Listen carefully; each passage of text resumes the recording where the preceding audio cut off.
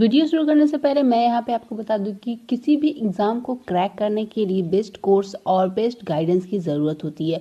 तो अगर किसी भी गवर्नमेंट जॉब की आप तैयारी कर रहे हो, जैसे कि एसएससी, बैंकिंग या फिर रेलवे की, तो इन सभी एग्ज़ाम्स को क्रैक करने के लिए बेस्ट कोर्स हमारे स्मार्टी जोन ऐप पे आपको मिल जाएगा। इन सभी कोर्स में आपको फ्री डेमो क्लास प्लस आपको एग्ज़ाम की स्ट्रेटेजी, साथ ही में आपको फ्री पीडीएफ नोट्स भी मिल जाएंगी। तो अगर आप इस बार 100% सिलेक्शन चाहते हो गवर्नमेंट जॉब में, तो हमारे स्मार्टी जोन ऐप को डाउनलोड करें और अपने लिए बेस्ट कोर्स को ज्वाइन करें। ऐप को डाउनलोड करने के लिए लिंक आपको डिस्क्रिप्शन में मिल जाएगा। Hello everyone, welcome to Smarty Zone. आज की इस वीडियो में मैं बात करने वाली हूँ आरआरबी एनटीपीसी में जो गुड्स गार्ड की वैकेंसी आई थी, इसमें आपका गुड्स गार्ड के पोस्ट पे क्या क्या काम आपको करने होते हैं। यानी कि मैं आपको यहाँ पे इस वीडियो में गुड्स गार्ड के जॉब प्रोफाइल बताने वाली हूँ, क्या क्या काम आपको इस पोस्ट पे रह के करने होंगे, इस पे आपको इन हैंड सैलरी कितनी मिलती है, प्रमोशन यहाँ पे कैसे होता है और अलाउंसेस क्या दिए जाते हैं गुड्स गार्ड के। साथ ही मैं आपको यहाँ पे इसकी ड्यूटी टाइमिंग भी बताने वाली हूँ। तो चलिए आज की वीडियो शुरू करते हैं। वीडियो को शुरू करने से पहले जो लोग भी चैनल पे पहली बार आए हैं, चैनल को सब्सक्राइब करके बेल आइकन को ऑल पर सेलेक्ट कर लीजिएगा। तो इसमें सबसे पहले हम लोग बात कर लेते हैं गुड्स गार्ड के वर्क के बारे में। यहाँ पे इनका क्या काम रहता है, क्या क्या काम इनको करने होते हैं। तो जैसा कि आप लोगों को नाम से ही पता चल रहा है गार्ड, तो गार्ड जो होते हैं वो ट्रेन के मालिक होते हैं।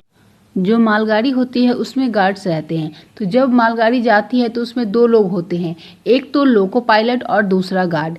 लोको पायलट का जो काम होता है वो इंजन तक ही होता है, बाकी जो इंजन के पीछे की रिस्पॉन्सिबिलिटी होती है वो यहाँ पे गार्ड को ही देखना पड़ता है। तो जो लोको पायलट होते हैं वो सिर्फ और सिर्फ इंजन के ही रिस्पॉन्सिबिलिटी लेते हैं, बाकी जो पीछे की रिस्पॉन्सिबिलिटी है वो सारी गार्ड की हो जाती है। तो इसमें सबसे पहला काम इनका क्या होता है कि सबसे पहला काम होता है इनका स्टेशन मास्टर से वीजी लेना। ठीक है, वीजी लेना। तो वीजी क्या होता है? वीजी होता है व्हीकल गाइडेंस। ठीक है, व्हीकल गाइडेंस इसको बोला जाता है। ये एक डॉक्यूमेंट होता है जिसमें कि जो मटेरियल आ रहा है उसके बारे में सारी जानकारी रहती है।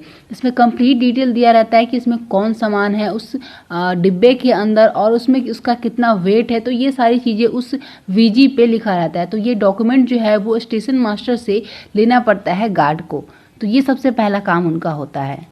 उसके बाद इनको क्या करना पड़ता है? ट्रेन को पूरी तरह से चेक करना पड़ता है, क्योंकि सामान को एक जगह से दूसरी जगह ले जाने के लिए बहुत लंबी जर्नी करनी पड़ती है। तो हम लोग जानते हैं कि ट्रेन के दो डिब्बों को आपस में जोड़ा जाता है तो उसे शंटिंग कहते हैं। तो उस शंटिंग में कोई प्रॉब्लम ना हो, इसकी रिस्पॉन्सिबिलिटी भी गार्ड की होती है। तो ये सारी चीज़ें चेक करनी पड़ती है। ट्रेन को पूरी तरह से इनको चेक करना पड़ता है कि ट्रेन चलने के लिए बिल्कुल रेडी है या नहीं है।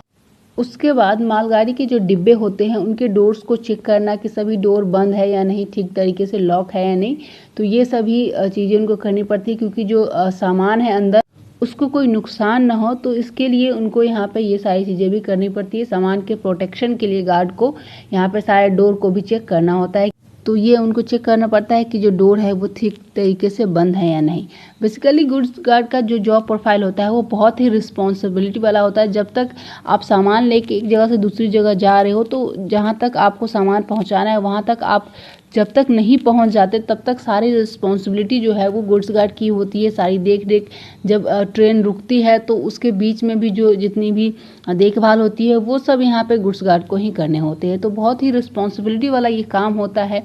इसमें टाइमिंग की अगर बात करें, इसमें कोई फिक्स टाइमिंग नहीं होता है, जैसे कि बाकी सभी पोस्टों के लिए होता है कि आपको ड्यूटी की टाइमिंग फिक्स रहती है। बट इसमें कोई भी टाइमिंग फिक्स नहीं रहती। जब आपका शिफ्ट होता है तब आपको यहाँ पे ट्रेन के साथ जाना होता है। तो यहाँ पे ऑलमोस्ट आपको 8 से 10 घंटे काम करने होते हैं। तो यहाँ पे कोई भी इसका टाइमिंग फिक्स नहीं रहता है। जब यहाँ पे आपकी शिफ्ट होती है तब आपको इसमें जाना होता है। उसके बाद बात करें इसमें हॉलीडेज़ की, तो यहाँ पे जो आपको हॉलीडेज़ मिलती है उसमें सीएल आपको 10 दिनों की मिलती है। ठीक है, 10 डेज़ का आपको यहाँ पे सीएल मिलता है। लीव ऑन एवरेज पे ये आपको 30 दिनों का मिलता है। उसके बाद सिक लीव जो है वो आपको 10 डेज़ का मिलता है। उसके बाद एक दिन आपको पूरे वीक में छुट्टी मिल सकती है। वो किसी भी दिन हो सकता है, इसका कोई फिक्स डे नहीं होता है कि संडे को ही आपको छुट्टी मिलेगी, ऐसा कोई यहाँ पे रूल नहीं है। यहाँ पे आपको किसी भी एक दिन छुट्टी मिल सकता है एक वीक में। और इसके अलावा आपको टोटल जो है वो 50 हॉलीडे मिलते हैं, जिसमें कि सीएल 10 होता है आपका और लीव ऑन एवरेज पे वो 30 होता है और 10 आपका यहाँ पे सिक लीव होता है। तो ये सभी मिला करके टोटल यहाँ पे 50 हॉलीडे आपको मिलते हैं। उसके बाद यहाँ पे बात करें इसके सैलरी की, तो अगर सैलरी की बात करें तो इसका जो बेसिक पे होता है वो होता है 29,200। लेवल 5 के अकॉर्डिंग इसमें आपको सैलरी मिलती है 29,200, इसका बेसिक पे रहता है। ग्रेड पे की अगर बात करें तो 2,800 ग्रेड पे इसमें रहता है। उसके बाद यहाँ पे अगर डीए की बात करें तो ये डीए अगर 12% से अगर बात करें तो यहाँ पे जो आपकी डीए हो जाएगी वो हो जाएगी 3,504 रुपये, ये आपकी डीए बन जाएगी। अगर उसके बाद ट्रैवलिंग अलाउंसेस की बात करें तो ट्रैवलिंग अलाउंसेस अगर आप ऐड करते हो तो ये हो जाएगी 2,016 रुपये। उसके बाद एचआरए की बात करें अकॉर्डिंग टू 8%, जो कि सिटी के अकॉर्डिंग आपको देखनी पड़ती है। तो अगर मिनिमम बात करें, मिनिमम यहाँ पे 8% होता है, तो एचआरए की अगर बात करें मिनिमम 8% से तो ये होता है 2,336 रुपये। अगर इन सभी को आप ऐड करोगे तो जो आपकी ग्रॉस सैलरी बनती है वो 39,856 बनती है। तो ये ग्रॉस सैलरी होती है, ये इन हैंड सैलरी नहीं होती है, ग्रॉस सैलरी होती है। इसमें यहाँ पे कुछ डिडक्शन होते हैं, अप्रॉक्सीमेटली आप मान के चलो कि 3500 के आसपास यहाँ पे डिडक्शन भी होता है। तो ये जो ग्रॉस सैलरी बन के आई है उसमें आपको 3500 माइनस करना होगा, यानी कि 3,500 आप इसमें माइनस कर दो। उसके बाद जो यहाँ पे आपकी सैलरी आती है वो लगभग 36,000 प्लस आपको यहाँ पे देखने को मिल जाएगा। तो 36,000 प्लस आपको इन हैंड सैलरी मिलती है। तो ये आपकी इन हैंड सैलरी रहती है 36,000 प्लस। उसके बाद यहाँ पे बात करें अलाउंसेस की, इसके अलावा आपको अलाउंसेस भी दिए जाते हैं जो कि बहुत बढ़िया माने जाते हैं गुड्स गार्ड के लिए। तो इसमें जो अलाउंसेस मिलते हैं उसको मिला करके अप्रॉक्सीमेटली 50 से 60,000 मंथली आपको सैलरी मिल जाएगी। तो 50 से 60,000 यहाँ पे मंथली आपकी सैलरी बन जाती है, जो कि इन हैंड सैलरी और अलाउंसेस को मिला करके होता है। अगर यहाँ पे बात करें अलाउंसेस की तो यहाँ पे जो सबसे बढ़िया जो अलाउंस माना जाता है वो होता है रनिंग अलाउंस।